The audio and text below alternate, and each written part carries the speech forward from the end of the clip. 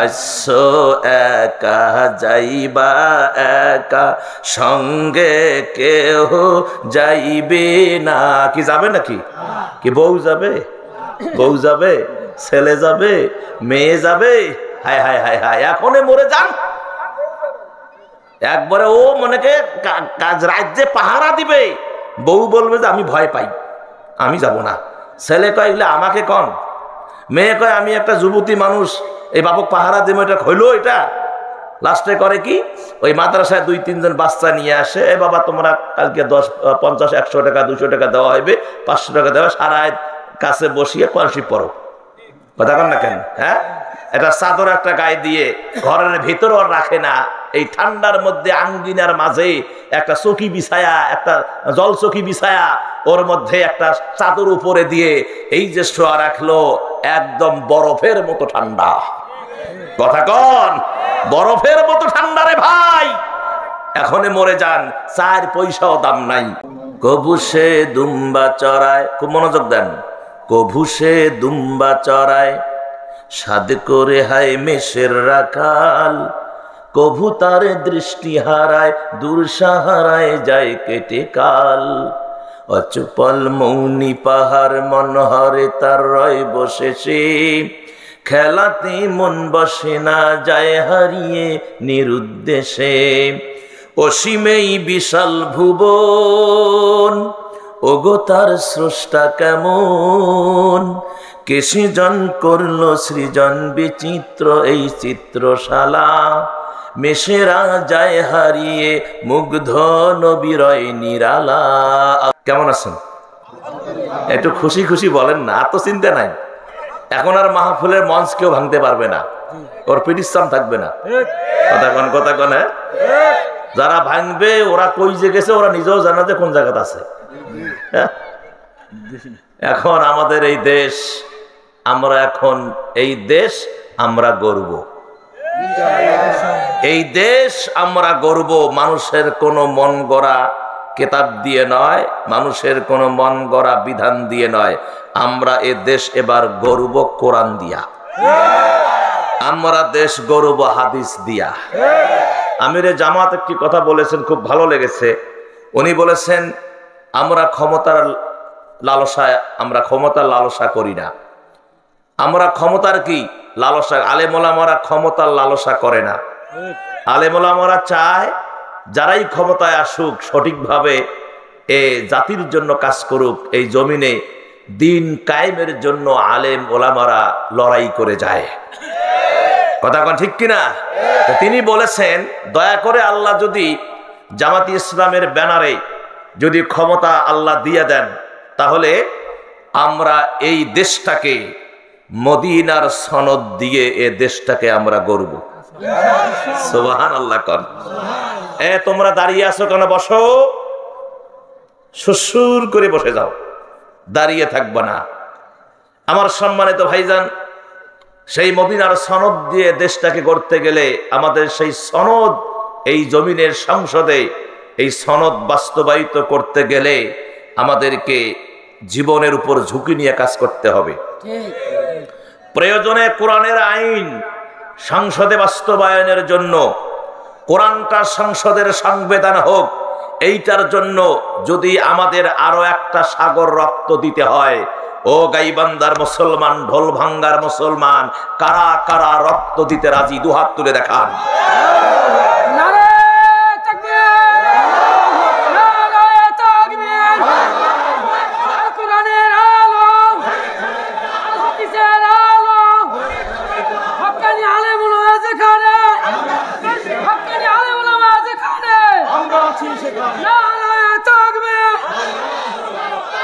মারহাবা, মারহাবা।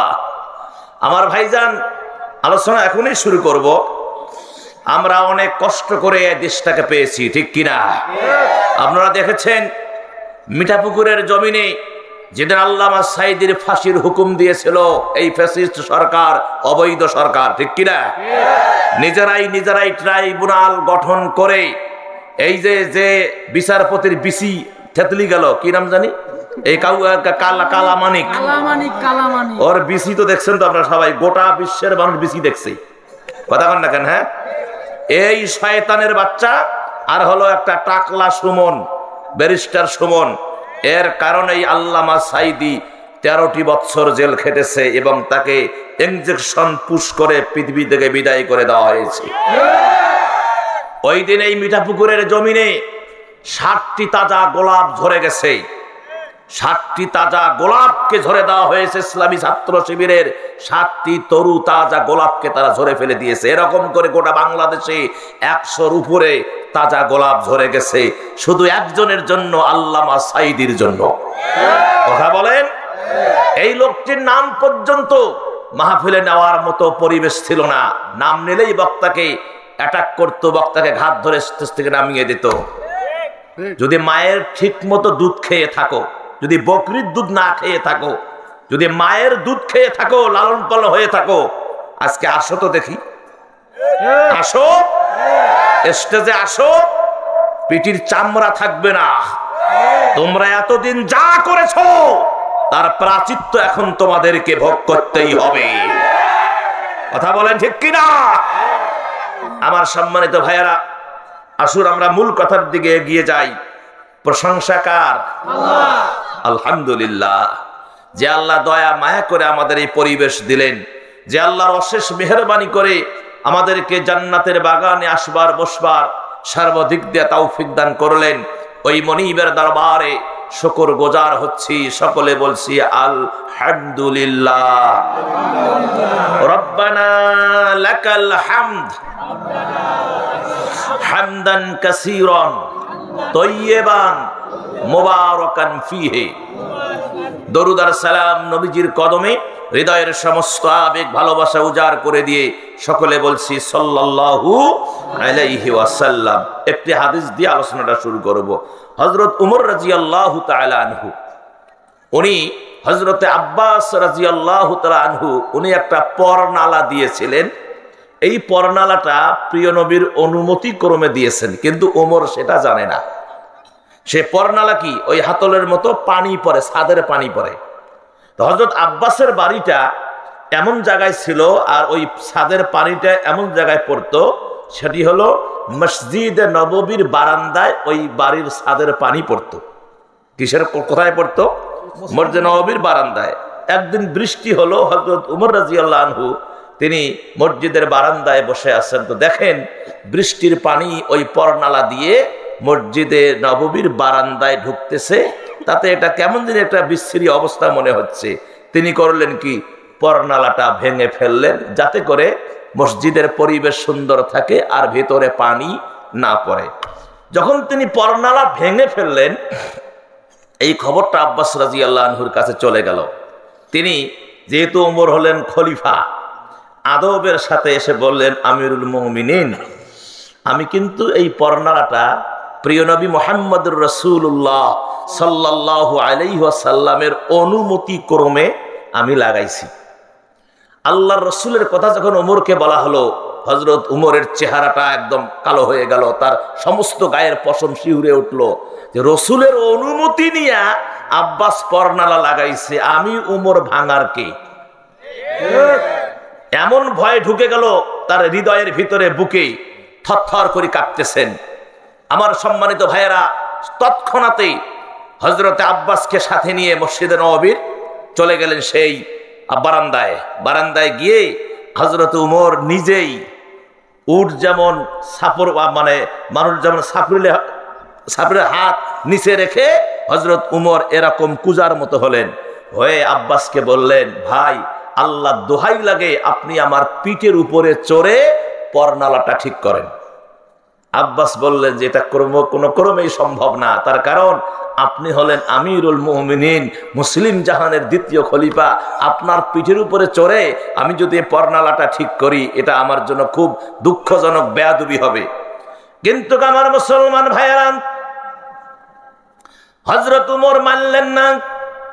অনুনয় বিনয় করে হাতে বায়ে ধরার মতো অবস্থায় যখন উমর পৌঁছে গেলেন, উমর রিকোয়েস্ট করলেন, ভাই যে পরনালার অনুমতি আমার প্রিয় নবী দিয়েছে, আমি ওমর সেটা খত্তাবের বেটার ভাঙার কোন অধিকার আছে?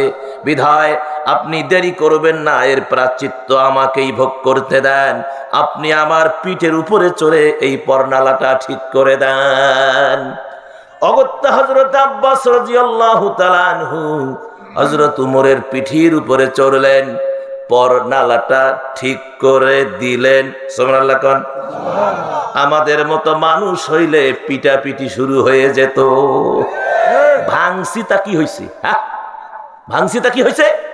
মানুষ চেনা দিবে কি? আমার ভাইয়েরা, এটা সম্পূর্ণ ভয় কার?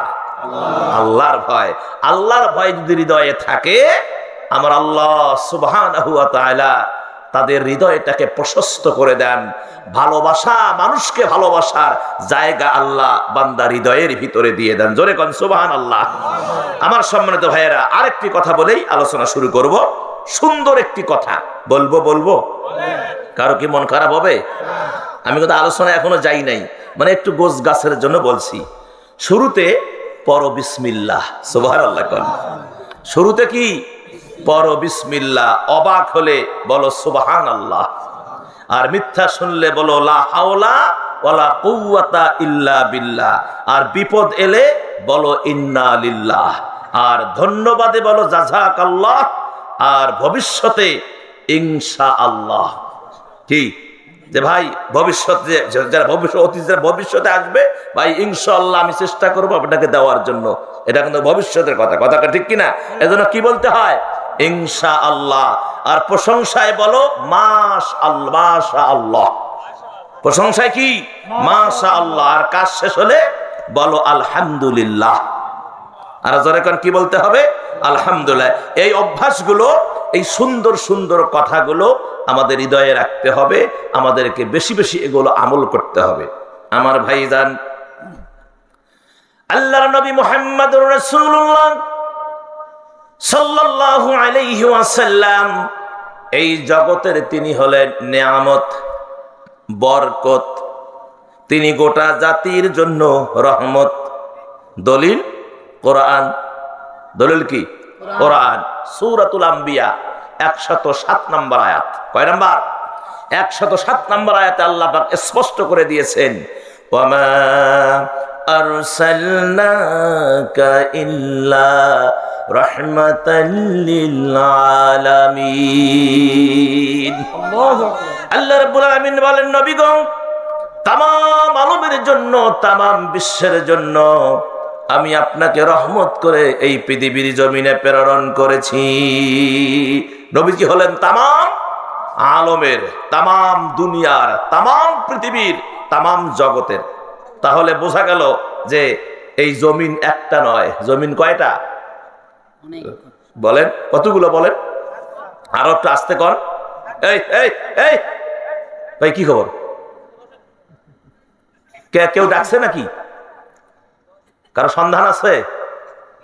খবরদার, এই ভুল যুব সমাজ, এই ভুল যদি করো, আমি মুসাফিরের দেওয়া 100% কবুল।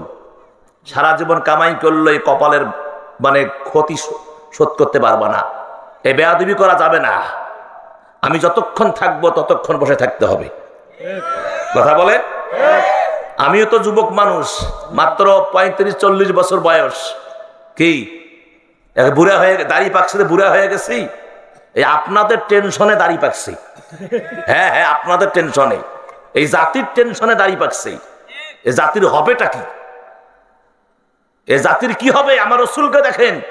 আমার রসুলের হায়াতের 63 বছর জিন্দিগিতে রসুল একটা সেকেন্ডের জন্য নিজের চিন্তা করেন নাই। আপনি দেখান, একটা সেকেন্ডে হুজুর নিজের সম্পত্তির জন্য চিন্তা করছেন, বিল্ডিং এর জন্য চিন্তা করছেন, আরবের খেজুরের বাগানের জন্য চিন্তা করছেন। 6টা বাগান আমার হবে, 7 তলা বিল্ডিং হবে, আমার বাড়ি হবে, আপনার পাকা বাড়ি হবে, বউ আমার একদম 100-200 বউ হবে। এইটা চিন্তা করছে হুজুর? হুজুর ওই চিন্তা করেন নাই। হুজুর চিন্তা করছেন উম্মতের চিন্তা। দলিল, একজন শায়ের বলছেন, আমি দলিল ছাড়া কোনো কথা বলবো না। যেটাই বলি কোরআন হাদিস এবং শরীয়তের বিধিবিধান অনুযায়ী কথা বলবো। হর রাত হর দিন হর ঘড়ি ইয়া উম্মতি कहते थे सुबह शाम्स या उम्मती या उम्मती। हर रात हर दिन हर घड़ी माने सर्व समय। घड़ी माने की समय, घड़ी माने की समय, सब समय হুজুর বলছেন ইয়া উম্মতি ইয়া উম্মতি ইয়া উম্মতি। বলেন নাই? তাহলে শুরুটা দেখেন, জন্ম নিলেন মা আমেনা, দেখে ঠোঁট দুইটা লড়ে, আল্লাহু আকবার কয় না? ঠোঁট দুইটা লড়ে, এই নূরের ঠোঁট পিট পিট পিট পিট করি পুরপুর পুরপুর কি নড়তেছে। মা আমেনা বললেন যে এখনই জন্ম নিল, ঠোঁট নড়ে কে? কান লাগায়া দেখে, বলতেছেন স্পষ্ট ইয়া উম্মতি ইয়া উম্মতি। আল্লাহু আকবার। হুজুরের যখন কিশোর, শিশু, কিশোর, বালক, যৌবন, তারপরে নবুয়ত, তারপরে হুজুর হীরা গুহা, তারপরে হুজুরের অফাত। অফাতের প্রাককালে হুজুর কোনো কথা বলেন নাই। জিবরাইল আসলো, হুজুর আল্লাহ আপনাকে সালাম দিয়েছে, যেতে হবে। কোথায় যাব? যে আল্লাহর রেজামন্দি হাসিল হয়ে গেছে, এখন আপনাকে আল্লাহ ডাক দিয়েছেন। নবীজি বললেন, জিবরাইল শোনো, যাইতে তো আমার কোনো অসুবিধা নাই, কেননা আল্লাহ রাব্বুল আলামিন কুরআনুল কারীমের ভিতরে বলেছেন কুল্লু নাফসিন যায়িকাতুল মাউত কুল ইন্নাল মাউতাল্লাযী তাফিররুনা মিনহু ফাইন্নাহু মুলাকীকুম আইনামা তাকুনু ইদরিকুমুল মাউতু ওয়ালাউ কুনতুম ফি বুরুজিম মুশাইয়াদা। আল্লাহু আকবার। Almighty says everything of the world moves according to my order. যখন আল্লাহ পাকের হুকুম হবে, একটা সেকেন্ডও কারো পৃথিবীতে থাকার কোনো অপশন নাই। আর আমরা সবাই মুসলমান, কি ভাই ভাই, রক্তের সম্পর্ক, no distance break the tie of blood, বেরাদার আর বেরাদার ইভার মোর। সুবহানাল্লাহ কোন, আরো জোরে কোন সুবহানাল্লাহ। আমার সম্মানিত ভাইয়েরা, প্রিয় নবী বললেন, জিবরাইল যেতেই হবে, মানুষ মরণশীল, মরতেই হবে, আজ হোক কাল হোক, মরাই লাগবে। আজকে বক্তৃতা দিচ্ছি, কালকে দেখবেন হুজুরের খবর নাই, কোথায়? কবরে শুয়ে আছে। এটা হচ্ছে এই যে রেজাউল করিম কাউসারি, বগুড়ার বক্তা, আমার এলাকায় সেইবার ওয়াজ করে গেল, তার পরের দিন বগুড়ায় না কোথায় ওয়াজ করে, স্টেজের মধ্যে দোয়ারত অবস্থায় হার্ট অ্যাটাক। আপনার জিয়া মেডিকেল, জিয়াউর রহমান মেডিকেল কলেজে নিয়ে গেলেন, ডাক্তার বললেন যে ওনাকে বাঁচানো সম্ভব হলো না, উনি রাস্তায় ডেড হয়ে গেছেন। একজন বড় বক্তা সিদ্দিকুর রহমান যশোরী, সিদ্দিকুর রহমান যশোরী জামাত ইসলামের একজন একনিষ্ঠ কর্মী ছিলেন। মাহফিলে বাহির হবেন, গাড়ি রেডি, বুক চেপে ধরে ভিতরে ঢুকলেন, মেডিকেল যাওয়ার পর্যন্ত সময় পান নাই, ওখানেই শেষ। এইভাবে অনেক বক্তা আমাদের ছেড়ে এই পৃথিবী থেকে বিদায় হচ্ছে, আমরাও কিন্তু যাচ্ছি। কথা বলেন, আমরাও চলে যাচ্ছি, সময় কিন্তু বেশি আর নাই। নবীজি বললেন, জিবরাইল যেতে হবে, আল্লাহ ডেকেছেন, তবে আল্লাহকে গিয়ে বলো উম্মতের কি হবে। দেখেন দেখেন দেখেন দেখেন, হুজুরের ইন্তেকাল কিছুক্ষণ পরে হবে, জিবরাইল আসছে, তারপরে আজরাইল আসবে। আমার উম্মতের কি হবে, উম্মতিনীর কি হবে, এই মেসেজটা আমাকে দাও, আমি রসুল হাসতে হাসতে দিয়ে দেব, চলে যাব। জিবরাইল চলে গেলেন, একটু পরেই চলে আসলেন, নবীজিকে আবারও সালাম দিলেন, নবীজিকে শোনালেন, ওগো প্রিয় বন্ধু, আর হত দিনে এই দুনিয়ায় দেখা হবে না। জিবরাইল আর রসুলের মধ্যে একটা বন্ধুত্ব। জিবরাইল হুজুরকে ইয়া নবী আল্লাহ, ইয়া রাসূল আল্লাহ বলে ডাকতো, আর আমার নবী জিবরাইলকে ডাকতো ইয়া আখি জিবরাইল, হে আমার ভাই। সুবহানাল্লাহ। আমার ভাইয়েরা, জিবরাইল বললেন, নবী গো, আপনার উম্মত আর উম্মতিনীর দায়িত্ব আমার রব্বুল আলামিন নিয়েছেন। জোরে গন সুবহানাল্লাহ। হুজুর হাসলেন, মুস্কি হাসলেন, আল্লাহু আকবার। তাও রসুলের পরে, আমার যাওয়ার পরে আল্লাহ অভিভাবক হলেন, ঠিক কিনা?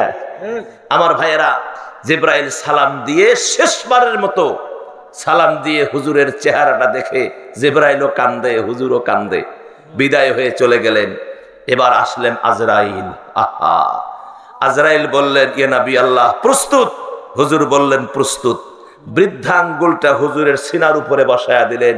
হুজুর বললেন, আজরাইল, তুমি কি পাহাড়গুলো আমার বুকের উপর চাপা দিছো? আমি তো সহ্য করতে পারতেছি না। জিবরাইল বলেন, আজরাইল বলেন, ইয়া নবী আল্লাহ, পাহাড় দেই নাই, আল্লাহ আমাকে নিষেধ করছে আমার হাবিবের জন্য কোনো কষ্ট না হয়। দুনিয়ায় বহু কষ্ট করছে, আমি আর কষ্ট দেখতে চাই না, এখন আমার হাবিবের সুখ। সুবহানাল্লাহ কর। আল্লাহর নবী বললেন, জিবরাইল রে, এত কষ্ট আমি আর সহ্য করতে পারছি না। আজরাইল বললেন, ইয়া নবী আল্লাহ, এই সামান্যতম কষ্টই যদি আপনার সহ্য না হয়, তাহলে আপনার যারা গুনাহগার উম্মত উম্মতিনী হবে, আমি আজরাইল আমার দেহের তামাম শক্তি ব্যয় করে তাদের জানটা কব্জ করব। তাহলে বলেন তো তারা কিভাবে কষ্ট সহ্য করবে? হুজুরের সঙ্গে সঙ্গে চোখের কোনা দিয়ে পানি ঝরতে লাগলো।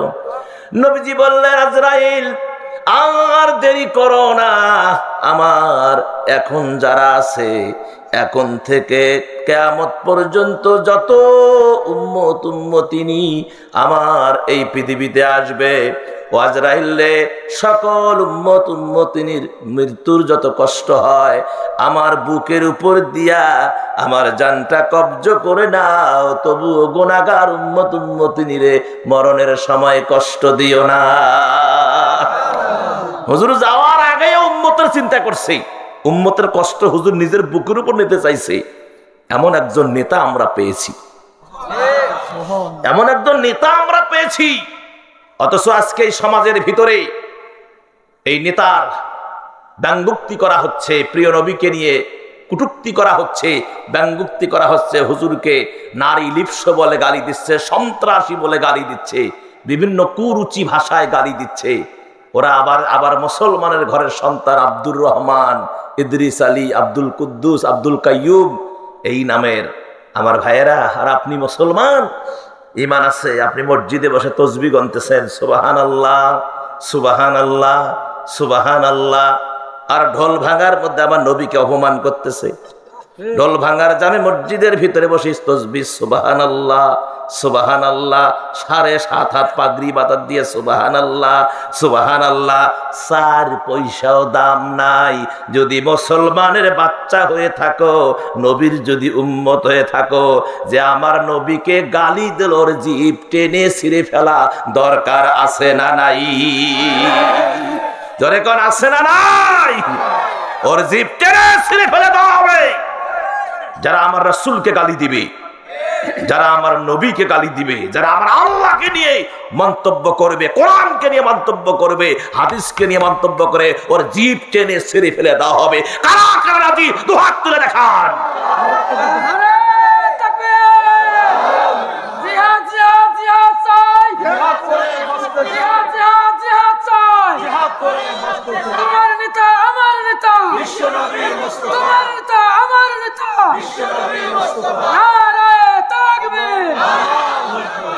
আমার সম্মানিত ভাইয়েরা, আজকে যে বিষয় নিয়ে কথা বলবো, আমি আয়াতটা এখনই তেলাওয়াত করছি, খুব মনোযোগ দেন।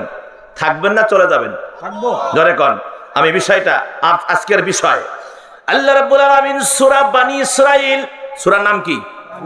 বানী ইসরাইলের 23 নম্বর আয়াতের অংশ বিশেষ আল্লাহ রাব্বুল আলামিন ক্লিয়ার করে দিলেন, ওয়াকাদা রাব্বুকা আল্লা তা'বুদু ইল্লা ইয়্যাহু ওয়া বিল ওয়ালিদাইনি ইহসানা। আখির আয়াত। আমার ভাইয়েরা, এই 23 নম্বর আয়াতের অংশ বিশেষ, এখান থেকে আজকের আলোচনাটা শুরু হবে ইনশাআল্লাহ। এখানে 2টা বিষয়, একটা হলো আল্লাহর গোলামি, আল্লাহর দাসত্ব, আল্লাহর ইবাদত, আর 2 নম্বর বিষয় হলো পিতা মাতার খেদমত, তাদের সন্তুষ্টি। খুব চমৎকার বিষয়, কিন্তু কথা কোন ঠিক কিনা? বিষয়দের কি ভালো লাগে? নেই ভাই, ভালো লেগেছে। মা বোন কি আসছে? আলহামদুলিল্লাহ। আমার মায়েরা, আবু দাউদ শরীফের একটা হাদিস দিয়েই আমি আপনাদের এই দুইটি পয়েন্টে কথা বলেই আমি আমার তেলাওয়াত কিন্তু আয়াতের দিকে এগিয়ে যাব ইনশাআল্লাহ। ও মা, অনেকে বলে থাকে হুজুরেরা মাহফিলে আসে ওয়াজ করে, আমাদের কথা শেষে কয়। অনেক হুজুর শেষে কথা বলে আবার ওই অবস্থায় দোয়া করে চলে যায়, আমাদের ওয়াজ করে না। এজন্য আজকে আপনাদের ওয়াজটা হবে আগে, কথা কোন কেন? হ্যাঁ, আপনাদের ওয়াজ হবে আগে। আপনাদের ওই গ্লানি আর যেন আমরা শুনতে চাই না, যাতে করে কালকে বলেন যে না হুজুর আমাকেও ওয়াজ আগে করছি। তাহলে হাদিসটা হলো আবু দাউদ শরীফ। আবু দাউদ শরীফের একটি হাদিস। এই হাদিসে 22টি পয়েন্ট আছে। কয়টা পয়েন্ট? 22টি পয়েন্টে একটি হাদিস। এই 22টি পয়েন্টের 1 নাম্বার যে পয়েন্ট, সেটি হলো প্রিয় নবী মুহাম্মদ রাসূলুল্লাহ সাল্লাল্লাহু আলাইহি ওয়াসাল্লাম বলেছেন, যখন কোন নারীর স্বামী, যাদের বিবাহ হয়েছে, এই স্বামী যখন বাড়িতে আসে, বাড়িতে আসার সাথে সাথে স্বামী বলুক আর না বলুক, স্বামী কিন্তু মাঠ থেকে বা চাকরি থেকে, ব্যবসা থেকে, বিভিন্ন জায়গা থেকে ক্লান্ত বদনে আসে, নাকি কর? আসে না? ও মায়েরাম, স্বামী যখন ক্লান্ত বদনে আসবে, বাড়িতে ঢোকার পরে নবীজি বলেছেন, যদি কোনো স্ত্রী তার ওই স্বামীকে একটা গ্লাস পানি, গ্লাসটা পরিষ্কার করে স্বামীর সামনে যদি এভাবে ধরে, প্রিয় স্বামী পানিটুকু পান করেন, স্বামী খুশি না বেজার? আরো জোরে কান, খুশি না বেজার? স্বামী খুশি হয়ে যায়, পানিটুকু পান করে আলহামদুলিল্লাহ বলে গ্লাসটা যখন রেখে দেয়, আমার প্রিয় নবী বলেছেন আল্লাহ রাব্বুল আলামিন ওই স্ত্রীর আমল নামায় গোটা পৃথিবীর ভিতরে যত নর কিংবা নারী আছে, এদেরকে তৃষ্ণার সময় পানি পান করালে যে পরিমাণ সওয়াব, এই পরিমাণ সওয়াব আল্লাহ ওই মায়ের আমল নামায় লিখে দেয়। আরো জোরে কোন মারহাবা, আরো জোরে কোন সুবহানাল্লাহ। 1-2 নম্বরে, যে মা সকালবেলা ঘুম থেকে ওঠে, ঘুম থেকে ওঠার পরে ফজরের নামাজ পড়ে, তেলাওয়াত পারলে করে, তারপরে যে মা আঙ্গিনা, ঘর দোর ইত্যাদি ঝাড়া শুরু করে, কি দিয়া? ঝাড়ু দিয়া। নবীজি বলেন, যে মা সকালবেলা উঠে বিসমিল্লাহ বলে ঝাড়ুটা হাতে নিবে, ঝাড়ার যে অস্ত্র এটা হাতে নিবে, আর জিকিরের সাথে লা ইলাহা ইল্লাল্লাহ সুবহানাল্লাহ আলহামদুলিল্লাহ লা ইলাহা, এই যে জিকির করেন, করে একটু বলেন, ভালো লাগতেছে, বলেন লা ইলাহা আসো একা যাইবা একা, সঙ্গে কেহ যাইবে না। কি যাবে নাকি? কি বউ যাবে? বউ যাবে, ছেলে যাবে, মেয়ে যাবে? হায় হায় হায় হায়, এখনই মরে যান। একবারে ও মনেকে কাজ রাজ্যে পাহারা দিবে, বউ বলবে যে আমি ভয় পাই, আমি যাব না। ছেলে কয় আমাকে কন, মেয়ে কয় আমি একটা যুবতী মানুষ, এই বাবুক পাহারা দেবো, এটা হইলো এটা। লাস্টে করে কি, ওই মাদ্রাসায় 2-3 জন বাচ্চা নিয়ে আসে, এ বাবা তোমরা কালকে 10, 50, 100 টাকা 200 টাকা দেওয়া হইবে, 500 টাকা দেওয়া, সারা কাছে বসিয়ে কোরআন পড়ো। কথা কন না কেন? হ্যাঁ, এটা চাদর একটা গায়ে দিয়ে ঘরের ভিতর আর রাখে না, এই ঠান্ডার মধ্যে আঙ্গিনার মাঝে একটা চকি বিছায়া, একটা জল চকি বিছায়া, ওর মধ্যে একটা চাদর উপরে দিয়ে এই যে শোয়া রাখলো, একদম বরফের মতো ঠান্ডা। কথা কন, বরফের মতো ঠান্ডা রে ভাই। এখনে মরে যান, 4 পয়সাও দাম নাই। স্ত্রী আর কাছে রাখবে না, সন্তানরাও রাখবে না, ছেলে মেয়ে সবাই ভুলে যাবে, কাঁদবে মাত্র 3 দিন, 7 দিন, 10 দিন, 40 দিন পর্যন্ত কাঁদবে। এমনও পরিস্থিতি আসবে রে ভাই, আপনার নামটা পর্যন্ত আর মুখে নিবে না। আমি মাঝে মাঝে রংপুরে নূরপুর কবরস্থানে যাই, বিশ্বাস করেন, হায় রে, অনেক কবর আছে চিপার মধ্যে পড়ে আছে, দেখি যে কোনো লোক তার এই কবরের পাশে এসে দাঁড়ায় না, হাত তুলে মোনাজাত করে না। এজন্য আমি বলি কেউ যদি আমাকে নিয়ে যায় কারো বাপ মায়ের জন্য, আমি হাত তুলে বলি যে আল্লাহ, এখানে শুক্রবারের দিন বহু লোক আসে, এমনও লোক আছে, এমনও মাইয়েত ছুঁয়ে আছে, তাদের খোঁজ খবর, তাদের পাশে এসে দোয়া করার মতো কেউ নাই। ও আল্লাহ আমার মনিব, তুমি যাদের কেউ নাই আল্লাহ, তুমি তাদেরও কবরগুলোকে বেহেশত বানায়া দাও। আমার ভাইয়েরা, কি যে অবস্থা আমার মুসলমানেরা।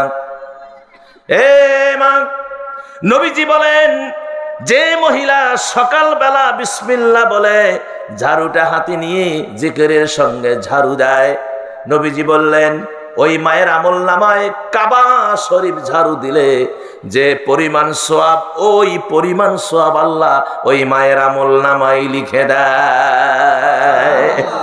সুবহানাল্লাহ, সুবহানাল্লাহ। ও মা, এই দুনিয়ার জমিনে আমরা কি আল্লাহকে দেখছি নাকি? না, দেখা যায় নাকি? কেউ দেখছেন? হাত তোলেন। না, দেখেন নাই। দেখা যাবে না, তার কারণ এটা লিখেছেন আমার, এটা দেখা যাবে না তার কারণ কোরআনুল কারিমের ভিতরে, এখানে তো আলেম ওলামা আছে, এখানে তো আর গাল গল্প করা যাবে না। কোরআনুল কারিমের ভিতরে স্পষ্ট করে বলা আছে, লাম তুদরিকুহুল আবসার ওয়া হুয়া ইউদরিকুল আবসার ওয়া হুয়াল লাতীফুল খাবীর। আমার আল্লাহ বললেন কখনো না, লা কখনো না, পৃথিবীর কোন চোখ আল্লাহ রাব্বুল আলামিনকে দেখতে পাবে না। লা তুদরিকুহুল আবসার, কোন চোখ আল্লাহরে দেখতে পাবে না। ওয়া হুয়া ইউদরিকুল আবসার, আল্লাহ দেখেন কি দেখেন না? এই পৃথিবীতে যা ঘটে যা হয় সব আমার আল্লাহ দেখেন। কিন্তু কিছু জটালা আছে, ওরা বলে 42 বার দেখছি।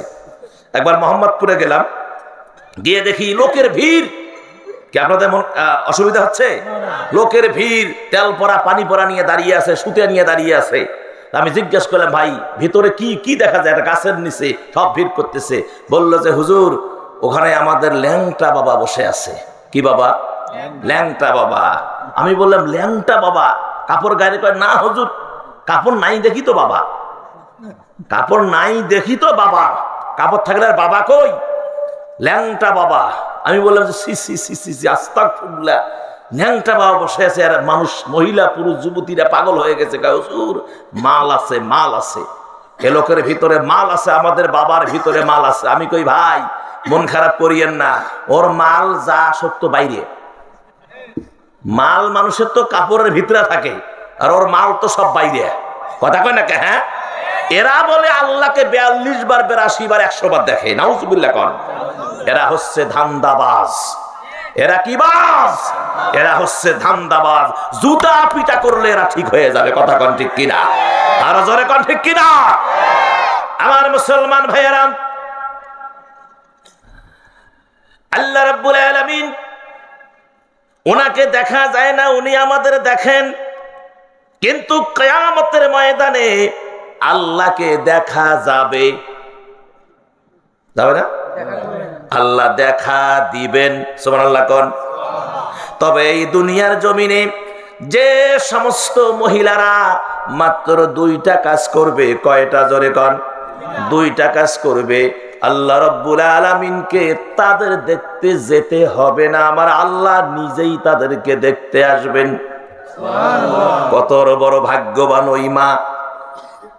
এই ঢোল ভাঙ্গার গাইবান্দার পার আমলা গাছির মা গো, কত বড় ভাগ্যবান। যদি 2টা কাজ জীবনে করে যেতে পারেন, আমার নবী বলেছেন, দাউদ শরীফের হাদিস, আমার আল্লাহ কিয়ামতের ময়দানে নিজেই তোমাদেরকে দেখতে আসবি। তাদের এই 2টা কাজের সম্মানে আল্লাহ নিজেই দেখতে আসবে। 1 নম্বরে, যে মহিলাটা পর্দা করবে, লজ্জাশীল, যে মহিলাটা পর্দা করবে, যে মহিলাটা লজ্জাশীল, তার চেহারাকে পরপুরুষকে দেখাবে না, তার মাথার চুলগুলো পরপুরুষকে দেখাবে না। এই হাদিসটি শুনছেন কি শুনেন নাই জানি না। সেটি হলো আল্লাহ নবী বলেছেন, যদি কোনো মহিলা মাথার চুলগুলো এলোমেলো করে রাস্তায় হাঁটে, নবীজি বললেন কিয়ামতের ময়দানে প্রত্যেকটা চুল একটা করে সাপ হবে এবং তারে পেঁচায়া পেঁচায়া ধরে তাকে দংশন করবি। আর যদি এই চুলগুলো এলোমেলো হোক আর সেজে গুজে হোক, নিজের স্বামীকে দেখায়, আর নিজের স্বামী যদি মাথার চুলের উপরে হাত দেয়, আদর করে, মাথাটা স্ত্রীর স্বামীর বুকে নিয়ে আদর করে, আমার নবীজি বলেন কিয়ামতের ময়দানে আল্লাহ রাব্বুল আলামিন দুনিয়ার জমিনে দুইজনের আমলনামায় ওই মায়ের মাথায় যত চুল আছে তত নেকি তাদের আমলনামায় লিখে দিবেন। আর জোরে কোন সুবহানাল্লাহ, সুবহানাল্লাহ। ভাই মহিলারও আজকে হয় নাই? আরো লাগবে? আরো লাগবে না? যদি লাগে তাহলে শেষে সেটা হলো যে আল্লাহ রাসূল বলেছেন বিবাহিতা নারীর ধ্বংসের মূল কারণ হলো তিনটা। কয়টা? যে নারীটার বিবাহ হয়েছে এই নারীটার ধ্বংসের কারণ কয়টা বাবা? তিনটা। ওমা, কি কি কারণে আপনারা ধ্বংস হবেন যদি থাকেন, আপডেট ডেলিভারি আমি দিব শেষের দিকে। তাতে কারো কোনো সমস্যা আছে? কোনো অসুবিধা? যাইবেন না থাকবেন? থাকবেন। কারা কারা থাকবেন হাত তোলেন। লিল্লাহে তাকবীর, লিল্লাহে তাকবীর। আমি আপনাদের খেদমতে একটা পয়েন্ট বেশি দিব না। কিয়ামতের আগে কয়টা? কিয়ামতের আগে 8টি ভয়াবহ ফিতনা হবে। ভয়াবহ ফিতনা হবে কিয়ামতের আগে। কয়টা? সেই ভয়াবহ ফিতনা এই 8টা কি কি জানা দরকার আছে না নাই? এটা এই 5 কি পার দেহি কাগজটা কোথায় বারে বারে ভুল হয়। বারামলা গাছির ভাইদেরকে আমি এটা উপহার হিসেবে দিয়ে যাব, যাতে করে আপনারা এই ফিতনা থেকে বাঁচতে পারেন। কি বলবো? বাস, এটা বলার আগে আমার যে তেলাওয়াতকৃত আয়াত এখান থেকে আগে আমি আপনাদেরকে কিছু ডেলিভারি দেই, আস্তে আস্তে কথা হবে ইনশাআল্লাহ। তার কারণ আমার তো এখানে টেপ নাই যে টিপি দিলে খালি একটা পরে একটা যাচ্ছে, আমাকে বিভিন্ন সাইড লক্ষ্য করে কথা বলতে হয়। বিধায় আমার ভাইয়েরা আরেকবার পড়েন আমার সাথে, আউযু বিল্লাহি মিনাশ শাইতানির রাজিম, বিসমিল্লাহির রাহমানির রাহিম।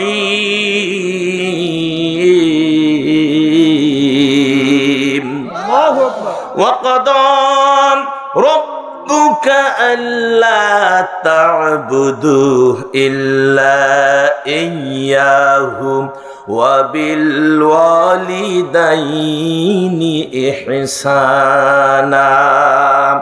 ইম্মা ইয়াবলুগান্না ইনদাকাল কিবারা আহাদুহুমা আও কিলাহুমা ফালা তাকুল লাহুমা উফফিন ওয়ালা তানহারহুমা ওয়া কুল লাহুমা কাওলান কারীমা। আল্লাহ রাব্বুল আলামিন বলেন সূরা বনী ইসরাইল 23 নম্বর আয়াত 285 নম্বর পৃষ্ঠা 6 নম্বর লাইন। আল্লাহ পাক বললেন তোমার পালনকর্তার আদেশ করেছেন, তোমার পালনকর্তা আদেশ করেছেন যে তাকে ছাড়া অন্য কারো ইবাদত করা যাবে না। ইবাদত করতে হবে কার?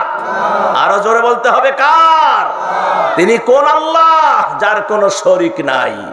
সূরা বাকারার 163 নম্বর আয়াত। কয় নম্বর? 163 নম্বর আয়াত।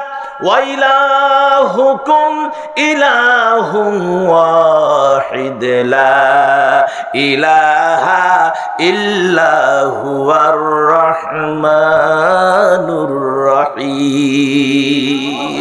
এখানে হাফেজ সাহেব আছে না? আপনি হাফেজ সাহেব কি ঠিক আছে? সূরা বাকারার কত? 163 নম্বর আয়াত। আর যে আয়াত আমি আগে পড়লাম ওয়াকাদা, এটা বনী ইসরাইলের 23 নম্বর আয়াত। কথা কন। আল্লাহ রাব্বুল আলামিন এই আয়াতের ভিতরে বললেন তোমাদের ইলাহ তো এক ইলাহ, ওয়া ইলাহুকুম ইলাহুন ওয়াহিদ, তোমাদের ইলাহ তো এক ইলাহ, তিনি ব্যতীত অন্য কোনো ইলাহ নাই, তিনি ব্যতীত অন্য কোনো ইলাহ নাই। তিনি রহমান, তিনি রহিম, মানে তিনি হলেন দয়ালু, তিনি হলেন পরম দয়াবান। আল্লাহ দয়ালু, তিনি হলেন পরম দয়াবান। তাহলে যে আল্লাহ এক এবং একক, যিনি দয়ালু, যিনি পরম দয়াবান, তিনি হলেন আমাদের আল্লাহ। ইবাদত করতে হবে তার। ইবাদত কার করতে হবে? আল্লাহ। কোন আল্লাহর ইবাদত করবেন? সূরা আনআম 57 নম্বর আয়াত। কয় নম্বর? 57 নম্বর আয়াত।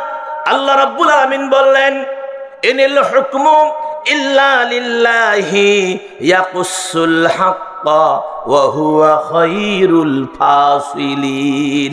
প্রভুত্ব, সার্বভৌমত্ব কেবলমাত্র, শুধুমাত্র, একমাত্র ওই আল্লাহর জন্য, যিনি সত্য, ইয়াকুসুল হাক্কা, যিনি সত্য বর্ণনা করেন, ওয়া হুয়া খায়রুল ফাসিলিন, যিনি হলেন উত্তম ফায়সালাকারী। সুবহানাল্লাহ। কোন? দুনিয়ার জমিনে, দুনিয়ার জমিনে কি বলেন?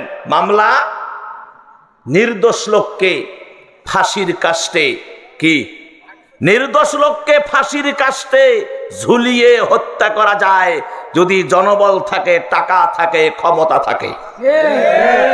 আর দোষ লোককে, যে লোকটা দোষ করেছে, তাকে ফাঁসির কাছ থেকে ছেড়ে দিয়ে মুক্ত আসমানের নিচে ঘোরানোর ব্যবস্থা করা যায় যদি ক্ষমতা থাকে, টাকা থাকে, জনবল থাকে, যদি জজ নিজের পকেটে থাকে। কথা বলেন, আমাদের দেশে কি এরকম হয় নাই? এই জোরে কোন হয় নাই? আল্লাহি, আল্লাহর কসম করে বলছি, এই যে রেকর্ড হচ্ছে, এটা গোটা বিশ্ব দেখবে। আল্লাহর কসম করে বলছি, আল্লামা সাঈদীর বিন্দু মাত্র দোষ ছিল না। কথা বলেন, ওনারা যে বলেছে রাজাকার, ওই সময় আল্লামা সাঈদী বাংলাদেশের কোন রাজনীতির সাথে সম্পৃক্ত ছিলেন না। তিনি বারবার বলেছেন যে আমার সেই ৭১-এর কোন কাদা আমার গায়ে লাগে নাই। ওনাকে জেলখানায় বন্দী করা হয়েছে, তার একটাই কারণ হলো কোরআনের সুন্দর বাণীগুলো মানুষের কাছে পৌঁছে দেওয়ার, ইসলামী আন্দোলন করার কারণে এই জমিনে দিন কায়েম হোক, এইটা তিনি চেয়েছিলেন তার জীবনের শেষ মুহূর্ত পর্যন্ত। এইটাই ছিল তার মানে অপরাধ। কথা বলে ঠিক কিনা? এটা ভারতের সাথে পরামর্শ করে, আমেরিকার সাথে পরামর্শ করে আমাদের এই বাংলাদেশের আমার ভাইয়েরা, যার নাম মুখে লিনে গোনা হয়, এইরকম একটা জঘন্যতম মহিলা, তার সান্ডা পান্ডারা অন্যায় ভাবে ট্রাইব্যুনাল সাজিয়ে আমার আল্লামা সাঈদীকে হত্যা করেছে। কথা বলে ঠিক কিনা? তোমরা কোথায় পালাবা? পালাবা কোথায়?